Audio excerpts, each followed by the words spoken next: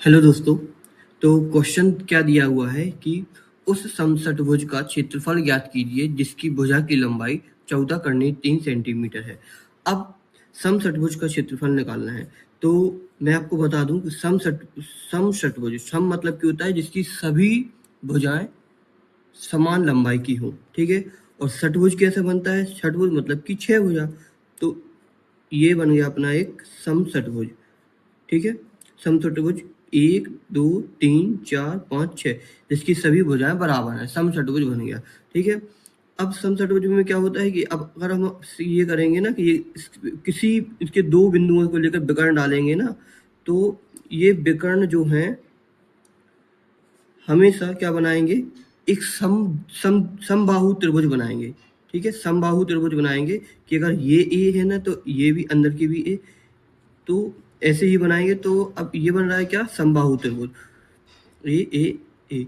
और समबाहु त्रिभुज का जो क्षेत्रफल होता है वो क्या होता है, कर्णी 3/4 ए का वर्ग। ठीक है, ये होता है।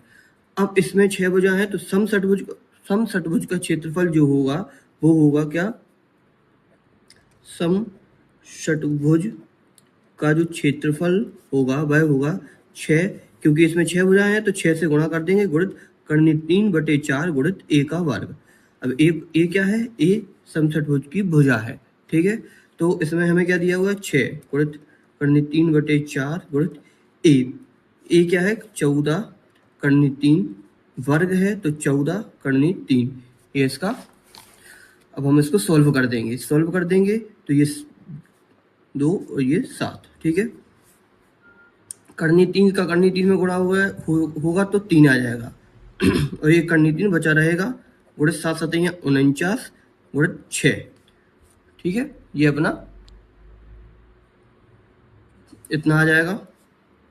इसके बाद अगर हम इसका गुणा करेंगे ना तो ये आ जाएगा 8 8 2 करनी 3, कैसे, 18 6 12 6 18 गुणित 49 से गुणा करेंगे तो देखना, ये देखना 18 गुणित 49 मतलब कि 900 में से 18 घटा लूँ तो 882, और करनी 3 तो है ही, तो करनी 3 सेंटीमीटर स्क्वायर ये हमारा आंसर आ जाएगा।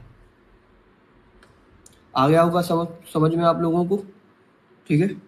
तो इसी प्रकार की जो क्वेश्चन है ये एनटीपीसी रेलवे में बहुत ट्रेंड कर रहा है, बहुत क्वेश्चन आ रहे हैं। जो अभी आया था ग्रेजुएट लेवल में आया था, अब अंडर ग्रेजुएट में आएगा। ठीक है।